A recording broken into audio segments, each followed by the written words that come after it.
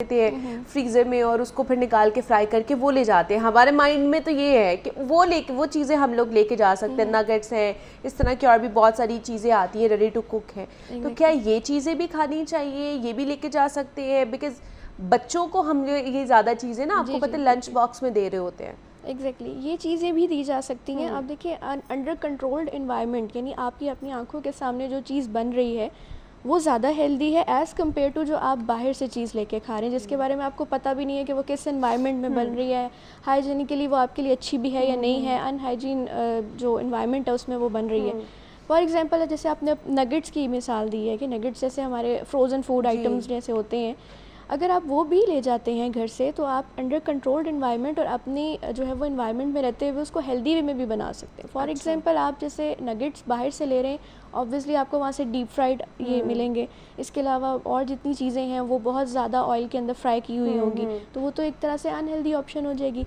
लेकिन अगर आप घर से लेके जाएंगे तो आप थोड़ा सा एक तो ऑयल की मिकदार कम रख सकते हैं, उसको एयर फ्राई करके लेके जा सकते हैं, या फिर आप उसको अगर आप होममेड नगेट्स बना रहे हैं तो उनकी ऑप्शंस को भी कंसीडर कर सकते हैं। जैसे आप चिकन ले लें, उसमें हल्का सा अपनी मर्ज़ी से नमक मिर्च मसाला जो आपके बच्चे भी पसंद करें, आप भी पसंद करें, उसको आप इसमें ऐड करें, बॉयल करें चिकन को, और उसको अपनी जो है वो मर्ज़ी के मुताबिक ऑयल और जितने भी मसाला जाते हैं उनको कंट्रोल्ड वे में जो है बनाकर वो भी पैक करके दे सकते हैं। ये इस तरह की ऑप्शंस भी हैं।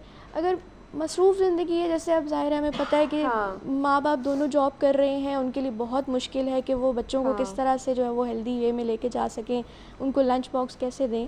तो इसमें थोड़ा सा हम इस तरह से ज़रूर कर सकते हैं कि जो हमें हाफ़ कुक्ड या जो प्री मेड या जो इस तरह की चीज़ें मिलती हैं बाज़ार से, फ्रोज़न फूड आइटम्स भी अगर मिल रहे हैं तो उनको भी हम लोग यूटिलाइज़ कर सकते हैं। क्योंकि कुछ ना होने से कुछ होना काफ़ी बेहतर है। तो आप बजाय इसके कि आप बच्चों को कहें कि वो बाहर से कुछ भी खा लें, उल्टा सीधा जो भी है, इट्स बेटर कि आप उनको घर में बेशक फ्रोज़न फूड भी अगर आपको वही एडजस्ट कर सकते हैं आप, तो वो भी चीज़ें आप उनको बना के दे सकते हैं।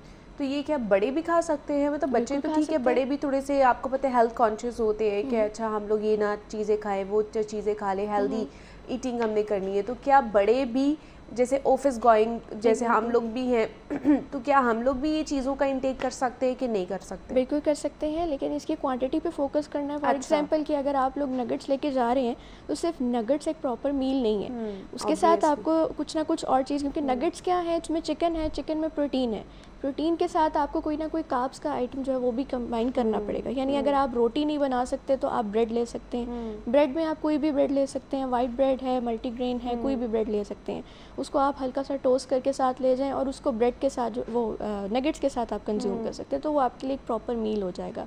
इसके अलावा अगर कोई कबाब वगैरह मिल रहे हैं, प्री मेड हैं, जो फ्रोज़न फूड में आ जाते हैं या हाफ़ कुक्ड होते हैं, वो लेके जाया जा सकता है, उसके सैंडविचेस बना के ले जाया जा सकता है।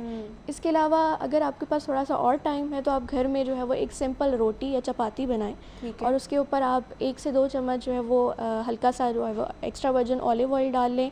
या फिर जिन लोगों को देसी घी का कोई इशू